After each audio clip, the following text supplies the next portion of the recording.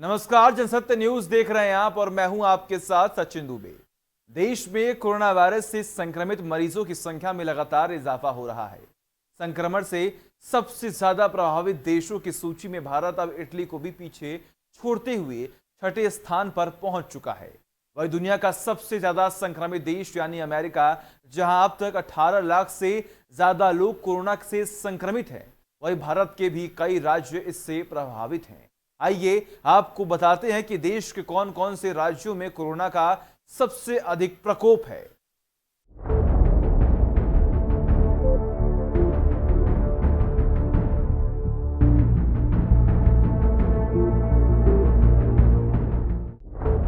Corona के मामले में भारत का स्थान इटली से ऊपर हो गया है। इटली में कोविड-19 के कुल 2,34,801 संक्रमित मामले सामने आ चुके हैं, जबकि भारत में अब तक 2,46,622 संक्रमित केस सामने आ चुके हैं। दुनिया का सबसे ज्यादा संक्रमित देश अमेरिका है, जहां 18 लाख से ज्यादा लोग कोरोना से संक्रमित हैं। covid19india.org के मुताबिक भारत में कोरोना के अभी 1,20,981 एक्टिव मामले हैं, जबकि 1,18,695 लोग स्वस्थ अथवा डिस्चार्ज हो चुके हैं। वहीं मरने वालों की संख्या 6,946 हो गई है। केंद्रीय स्वास्थ्य एवं परिवार कल्याण मंत्रालय की ओर से जारी आंकड़ों के मुताबिक पिछले 24 घंटे में 10,000 नए मामले सामने आए और लगभग 300 लोगों की मौत हो चुकी है। इसके बाद देश भर में कोरोना पॉजिटिव मामलों की कुल संख्या 2,46,622 हो गई। महाराष्ट्र, गुजरात, राजस्थान, दिल्ली, तमिलनाडु जैसे राज्य सबसे ज्यादा प्रभावित हैं। देश में कोरोना से सबसे ज्यादा प्रभावित राज्य महाराष्ट्र है।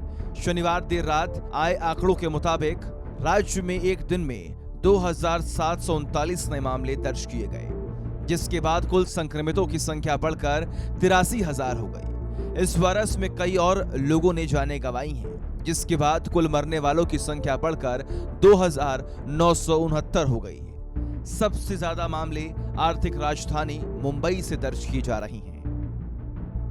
गुजरात, संक्रमितों की संख्या 19,000 के पार। गुजरात में कोरोना का कहर लगातार जारी है।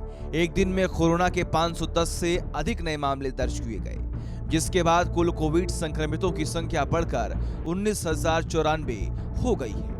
राज्य में अब तक 1,190 लोगों की मौत हो चुकी है इस वायरस से। सबसे ज्यादा मामले अहमदाबाद से दर्ज किए जा रहे हैं।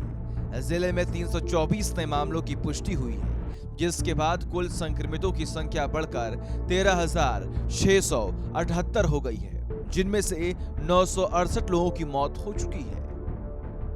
तमिलनाडु में स्थिति खराब है। तमिलनाडु में नए संक्रमितों की संख्या 1,458 हो चुकी है। तमिलनाडु में भी कोरोना के मामलों में काफी इजाफा हो रहा है। नए कोविड संक्रमितों की संख्या 1,458 दर्ज की गई है, जिसके बाद कुल संक्रमितों की संख्या 28,694 हो गई है, जिसमें से 235 लोगों की मौत हो चुकी है।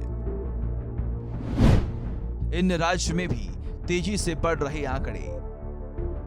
अब तक बिहार में 4,598, पश्चिम बंगाल में 7,303, आंध्र प्रदेश में 4,250, कर्नाटक में 4,835, तेलंगाना में 3,290, पंजाब में 2,461, जम्मू कश्मीर में 3,324, उड़ीसा में 2,608, असम में 2,159, उत्तराखंड में 1,215, झारखंड में 879 और गोवा में 196 पॉजिटिव केस मिले हैं। देश की राजधानी में पिछले कुछ दिनों से कोरोना का कहर और गंभीर रूप से किस तरीके से बढ़ता जा रहा है, वो भी आज हम आपको बताएंगे। चाहे कोरोना वायरस कैसे की बात हो या कोविड-19 से मरने वाले मरीजों की बात हो, दिल्ली देश में तीसरे नंबर पर पहुंच चुका है। दिल्ली में 1 जून से 3 जून के बीच 3 दिन में 44 लोगों की कोविड-19 से मौत हो गई।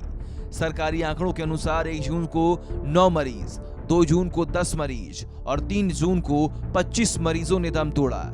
अब दिल्ली में मरने वालों की संख्या 708 हो गई है। दिल्ली में 27 मई तक मौत का आंकड़ा 303 था, यानी पिछले 10 दिन में 400 से ज्यादा लोगों की मौत हुई। शुक्रवार को राष्ट्रीय राजधानी से 1330 नए मामले सामने आए। अब दिल्ली में कोरोना वायरस के कुल 26,334 कंफर्म केसेस हैं। महाराष्ट्र 80,229 और तमिलनाडु में 28,694 के बाद सबसे ज्यादा कोरोना केस दिल्ली में हैं। मरने वालों की संख्या देखें तो भी महाराष्ट्र और गुजरात के बाद दिल्ली का ही नंबर आता है। तमिलनाडु में देश के दूसरे सबसे ज्यादा मामले हैं, मगर वहां भी मृत्यु दर कम है।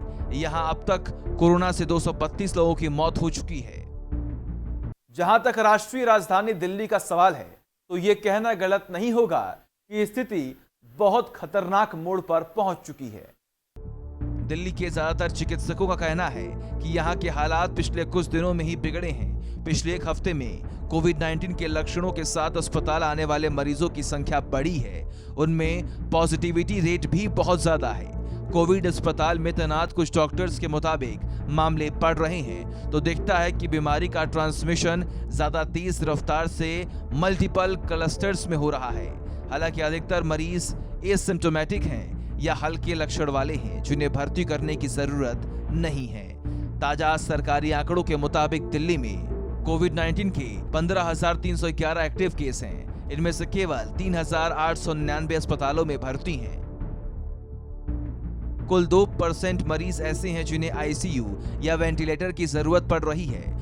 डॉक्टरों का कहना है कि गंभीर लक्षण अधिकतर बुजुर्ग मरीजों में दिख रहा है, जिन्हें पहले से ही कई और बीमारियां हैं। उन्हें परेशानी होने की ज्यादा संभावना है और उनके बीच मृत्यु दर भी अधिक है। कोरोना के बढ़ते मामलों को लेकर राजनीतिक आरोप प्रत्यारोप का दौर भी और तेज हो गया है। कांग्रेस के पूर्व अध्यक्ष राहुल गांधी ने एक बार फिर कोविड-19 मामलों को लेकर केंद्र की मोदी सरकार पर हमला बोला। उन्होंने देश में मोदी सरकार की ओर लगाए लॉकडाउन को एक बार फिर पूरी तरह फेल बताया है। राहुल गांधी ने अपने ट्विटर अकाउंट के माध्यम से कोविड-19 मामले को लेकर कुछ देशों का उदाहरण ग्राफ के जरिए देकर लिखा है कि ये ऐसा है जो कि एक असफल लॉकडाउन जैसा दिखता है। राहुल गांधी का मानना है कि देश में अनलॉक का फैसला ऐसे समय में लिया गया जब यहाँ कोरोना के मामले बेहद तेजी से बढ़ते जा रहे हैं। अपने ट्वीट में राहुल गांधी ने स्पेन, जर्मनी, इटली और ब्रिटेन देशों के लॉकडाउन लगाने की तारीखों और भारत के लॉकडाउन और अनलॉक की तारीखों की तुलना करते हुए लिखा है कि लॉकडाउन पूरी तरह फेल है। राहुल ने कई यूरोपीय देश में कोविड-19 का संक्रमण फैलने से रोकने के लिए लॉकडाउन लगाने और उसे हटाने के बाद कोरोना वायरस के मामले में कमी आने का हवाला दिया।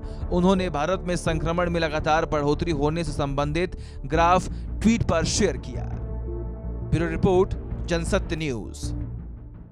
और इसी के साथ हमारे इस खास पेशकश में बस इतना ही। और भी वीडियोस को देखने के लिए हमारे फेसबुक पेज को लाइक करें, यूट्यूब चैनल को सब्सक्राइब करना बिल्कुल भी ना भूलें।